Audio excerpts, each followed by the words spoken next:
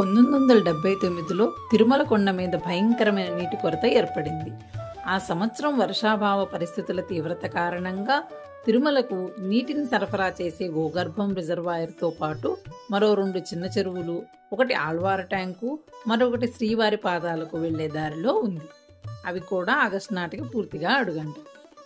అప్పటికింకా పాపనాశనం reservoir నిర్మాణ దశలో ఉన్నది. సాధారణంగా సెప్టెంబర్, అక్టోబర్ మాసాల్లో వచ్చే తుఫాన్ల వల్ల వర్షాలు కురుస్తాయి. ఆ వర్షాలతో నీటి మట్టం పెరుగుతుంది. కానీ అక్టోబర్ వరకు వర్షాలు కురవలేదు. ఉన్న నీటిని ఇంజనీర్లు అంచనా వేసి 3-4 వారాలకు మించి సరఫరా చేయలేమని తేల్చి చెప్పేశారు. కానీ వరుణదేవుడు కరుణించలేదు. ఏం చెయ్యాలి అని అప్పటికి ఈవోగా పనిచేస్తున్న పివిఆర్కే ప్రసాద్ గారు ఆలోచించగా ఆయనకు 2 పరిష్కార మార్గాలు కనిపించాయి.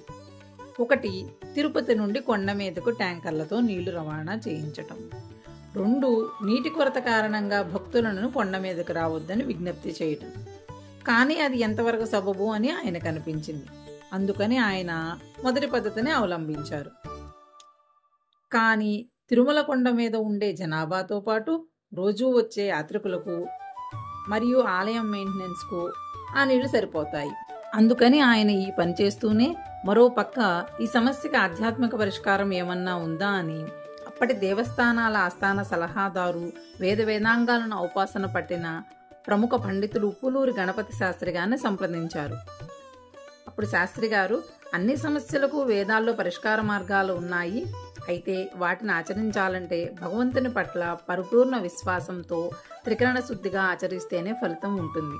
ప్రజల్లో నాగరిక జీవనం పట్ల మోజు పెరిగి ఇలాంటి సనాతన వైదిక విధానాలను ఆదరించటం సన్నగిల్లడం వల్ల అలాంటి మహాకార్యాలు నిర్వహించగల వేద పండితులు కనుమరుగైపోతున్నారు తప్ప వేదశాస్త్ర సంపద ఎప్పటికీ నిరుపయోగం కాబోదు అని చెప్పారు.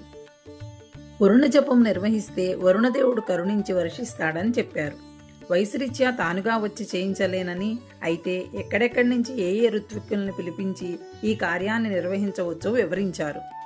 నవంబర్ 1 నుంచి వరుణ జపం ప్రారంభించాలని నిర్ణయించారు.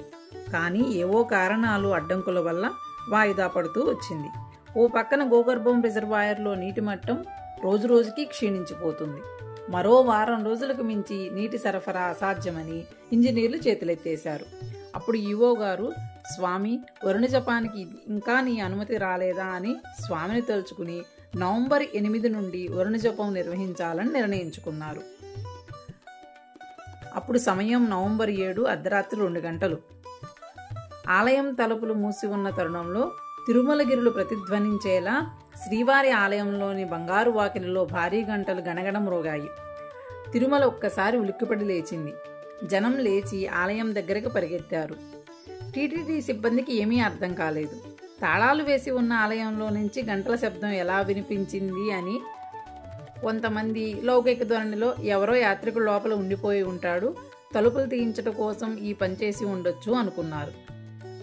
తెల్లవారుజామున 3 గంటలకు సుప్రభాత సేవ కోసం తలుపులు తీసి మూలమూలలా గాలించారు. ఎవరూ కనపడలేదు, గర్భగుడిలో మూల విరాట్ తప్ప.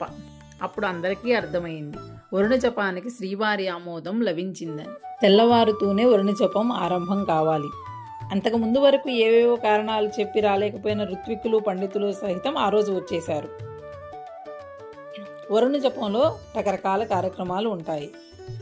కొందరు పండితులు ఛాతిలోతు నీళ్లలో నిలబడి జపం చేయాలి. మరికొందరు శ్రీవారి ఉత్సవ విగ్రహాలకు అభిషేకాలు, పూజలు చేయాలి. మరోపక్క వరుణదేవుణ్ణి ఆరాధిస్తూ హోమం జరపాలి. అలా 3 రోజులు చేసిన తర్వాత 3వ రోజు సాయంత్రం ఉత్సవ విగ్రహాలకు పుష్కరిణి మండపంలో స్నపన తిరుపంజనం చేయటంతో ఆ కార్యక్రమం ముగుస్తుంది. 4వ రోజు ఉదయం స్వామివారికి సహస్ర కలశాభిషేకం చేస్తారు. 3వ రోజు సాయంత్రం స్నపన తిరుమంజనం అయ్యే వరకు వాతావరణంలో ఏ మార్పు లేదు. సూర్యుడు ప్రకాశవంతంగా కనిపిస్తూనే ఉన్నాడు. ఋత్విక్కులు పుష్కరిణి నుండి బయటకు వచ్చి ఆలయం వైపు ఉత్సవ విగ్రహాలను పట్టుకుని అడుగులు వేస్తున్నారు. కన్నీళ్లే తప్ప వర్షం నీళ్లు కనపడటం లేదు అనే వ్యాఖ్యలు జనముల నుంచి వినపడుతున్నాయి. క్షణాల్లో ఆకాశం ఉరిమింది. కుండపోతగా వాన మొదలైంది. ఎంత ఉధృతంగా కురుస్తుందంటే శ్రీవారి ఉత్సవ విగ్రహాలను తడవకుండా ఆలయంలో చేర్చటం కోసం పండితులు పరుగులు తీయాల్సి వచ్చింది. అలా మొదలైన వర్షం తర్వాత రోజు ఉదయం సహస్ర కలశాభిషేకం ప్రారంభమయ్యే వరకు కురుస్తూనే ఉంది. సహస్ర కలశాభిషేకం ప్రారంభం కాబోతుండగా చీఫ్ ఇంజనీర్ పరిగెత్తుకుంటూ వచ్చి గోగర్భం రిజర్వాయర్ పొర్లి ప్రవహిస్తుంది అని ఈవో గారికి చెప్పగానే ఆయన వెంటనే ఆనంద నిలయం వైపు తిరిగి స్వామికి నమస్కరించారు. విచిత్రం ఏమిటంటే తిరుమలగిరిల చుట్టుపక్కల తిరుపతి, రేణిగుంట, శ్రీకాళహస్తి, రైల్వే కోడూర్ల వైపు ఎక్కడా ఈ వర్షం ఛాయలు కూడా కనపడలేదు. ఒక్క తిరుమల కొండపైన మాత్రమే జడివాన ముంచెత్తింది. ఇది కాకతాళీయమా? భక్తులు నమ్ముతున్న ఆ దేవుని అనుగ్రహమా? మీరే చెప్పండి. ఓం నమో వెంకటేశ.